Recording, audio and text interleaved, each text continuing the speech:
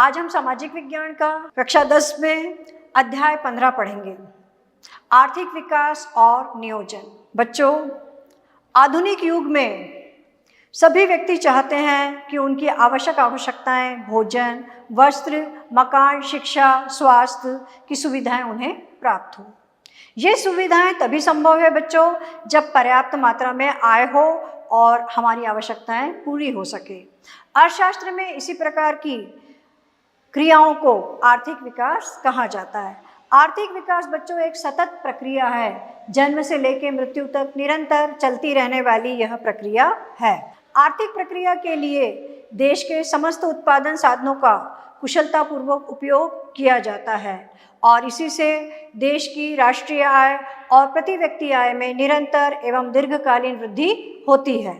विकास की अवधारणा देखिए बच्चों, प्राचीन समय से आर्थिक विकास होता चला आ रहा है, लेकिन उस समय क्या अवधारणाएं थी और आज क्या है, इस बारे में चर्चा करना अति आवश्यक है। प्राचीन समय में भारत को सोने की चिड़िया कहा जाता था। हमारे देश में कोई सोने की चिड़िया नहीं उड़ती थी बच्चों, लेकिन देश संसाधनों में बहुत अधिक धनी था। उस समय भारत एक संपन्न एवं विकसित देश था और अर्थव्यवस्था भी बहुत सुदृढ़ थी। अर्थव्यवस्था का मुख्य आधार होता है कठोर मेहनत। बिना मेहनत के बच्चों कुछ भी हासिल नहीं किया जा सकता है। देश में उपजाऊ भूमि है जिसमें पर्याप्त अन्न उत्पादन होता है। कुटीर व ग्रामीण उद्योग विकसित थे। उस समय व्यापार बड़े पैमाने पर होता था और लोग बहुत खुश और संपन्न थे, इसीलिए सोने की चिड़िया कहा जाता था। प्राचीन समय में आर्थिक विकास भौतिक सुख सुविधाओं के साथ साथ मानव मूल्यों के लिए महत्वपूर्ण था। अर्थशास्त्री कौटिल्य ने अपनी पुस्तक अर्थशास्त्र में तथा ग्रंथों में समृद्धि को विकास की धारणा बताया था। प्राचीन समय में भौतिक संपन्नता को आर्थिक विकास माना जाता था। जर्मन व फ्रांस के वाणिज्यवादी विचारक सोने व चांदी को विकास का आधार मानते थे। समय के साथ साथ बच्चों विकास की अवधारणा बदलती गई। एडम स्मिथ का विचार था कि किसी भी देश में वस्तुओं तथा सेवाओं की वृद्धि ही आर्थिक विकास है, लेकिन कार्ल मार्क्स ने समाजवाद की स्थापना को आर्थिक विकास माना। जे.एस. मिल ने लोक कल्याण और सहकारिता के सिद्धांत को अपनाने को आर्थिक विकास माना था। फिर उसके बाद पॉल एडवर्ड देश के उत्पादन के साधनों का कुशलतम प्रयोग द्वारा राष्ट्रीय आय में वृद्धि आर्थिक विकास मानते थे। लेकिन विलियमसन ने देश के निवासियों की प्रति व्यक्ति आय में वृद्धि को आर्थिक विकास कहा। जो आप भी मानते हो कि प्रति व्यक्ति आय में वृद्धि होगी, वही देश का आर्थिक विकास है।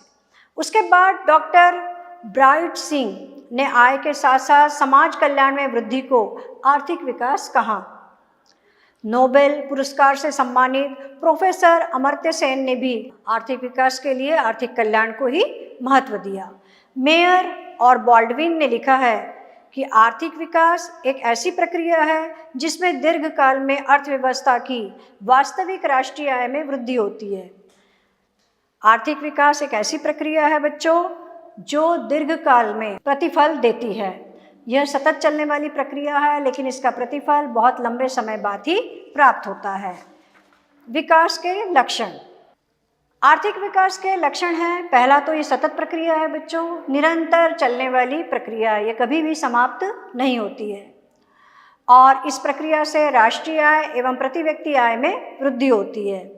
ये दीर्घकालीन प्रक्रिया है, लंबे समय तक चलने वाली, निरंतर तो चलेगी लेकिन लंबा अवधि इसकी बहुत लंबी होगी। इसमें संसाधनों का समुचित विदोहन किया जाता है। जीवन स्तर एवं समाज कल्याण के कार्य में इससे उन्नति होती है। अब बच्चों, राष्ट्रीय एवं प्रति व्यक्ति आय क्या है? राष्ट्रीय आय किसी भी देश या राष्ट्र की कुल आय राष्ट्रीय आय कहलाती है। देश में उत्पादित वस्तुओं तथा सेवाओं के मौद्रिक मूल्य को जोड़कर इसे ज्ञात किया जाता है। मार्शल ने इसकी एक सुंदर सी परिभाषा दी है कि देश का श्रम एवं पूंजी उसके प्राकृतिक साधनों पर क्रियाशील होकर प्रतिवर्ष भौतिक एवं अभौतिक वस्तुओं के शुद्ध योग, जिसमें सभी प्रकार की सेवाएं सम्मिलित होती है, का उत्पादन करते हैं। यही देश की वास्तविक शुद्ध आय या राष्ट्रीय लाभांश कहलाता है। राष्ट्रीय आय के लिए कुछ महत्वपूर्ण तथ्य है कि इसे किस प्रकार संकलित या एकत्रित किया जाता है। राष्ट्रीय आय का संबंध किसी अवधि विशेष या एक वर्ष अर्थात 1 अप्रैल से 31 मार्च के बीच में उत्पादित समस्त वस्तुओं एवं सेवाओं की मात्रा से है। राष्ट्रीय आय में सभी प्रकार की वस्तुओं और सेवाओं की बाजार कीमतें सम्मिलित की जाती है। इसमें एक वस्तु की कीमत को एक ही बार जोड़ा जाता है। इसमें विदेशों से प्राप्त आय को भी जोड़ा जाता है। दूसरी बात आती है बच्चों, प्रति व्यक्ति आय।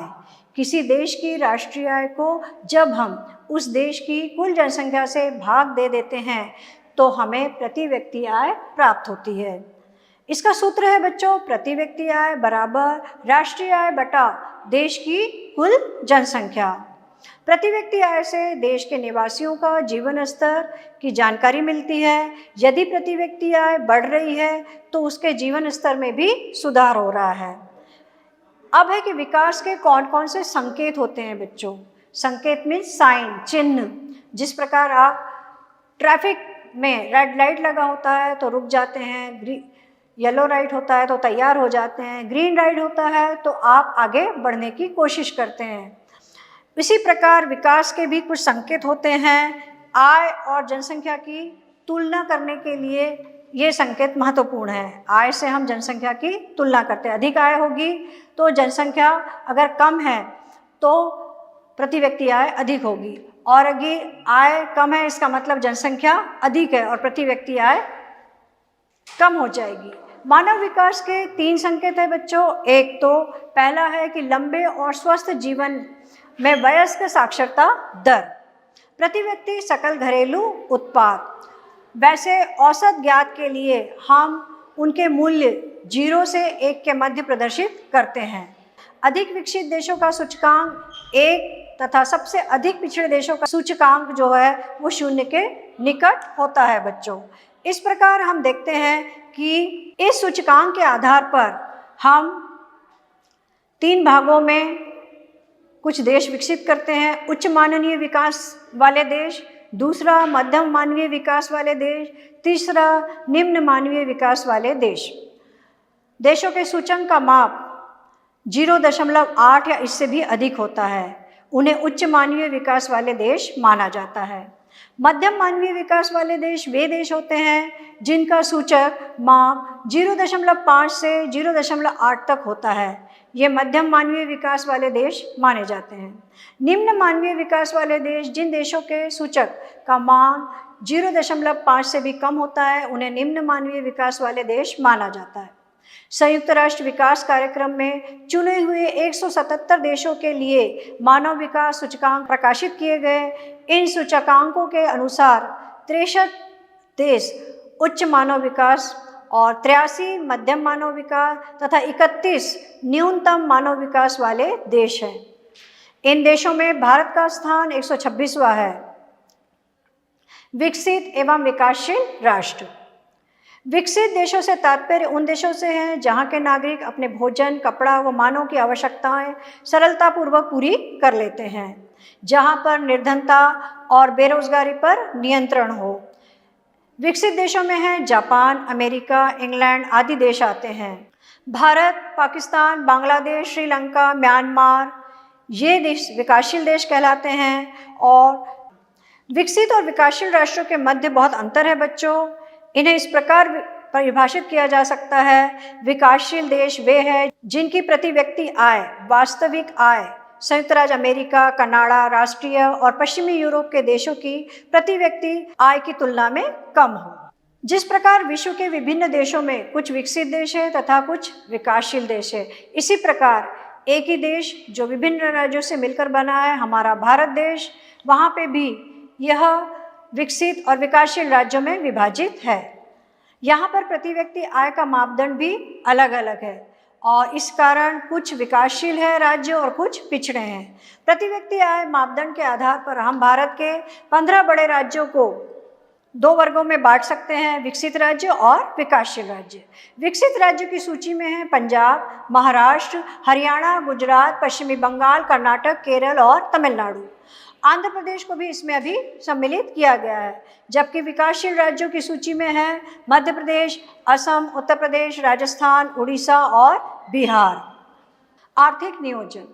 आर्थिक नियोजन से आशय है बच्चों, यह एक ऐसी प्रक्रिया है जिसमें एक निर्धारित अवधि से सुनिश्चित एवं स्पष्ट लक्ष्यों की प्राप्ति हेतु आर्थिक संसाधनों का उपयोग किया जाता है।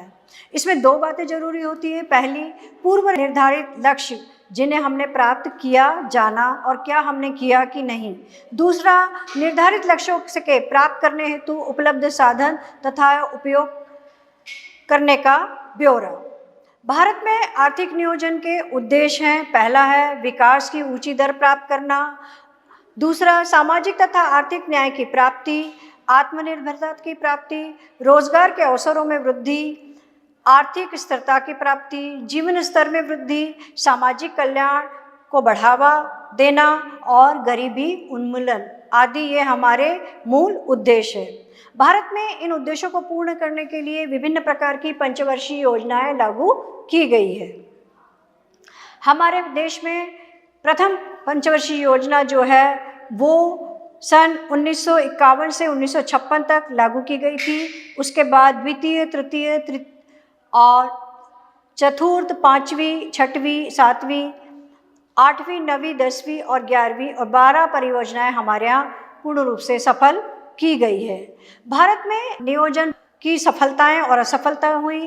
कुछ नियोजनों में हमने सफलता हासिल की और कुछ में हमने असफलता हासिल की।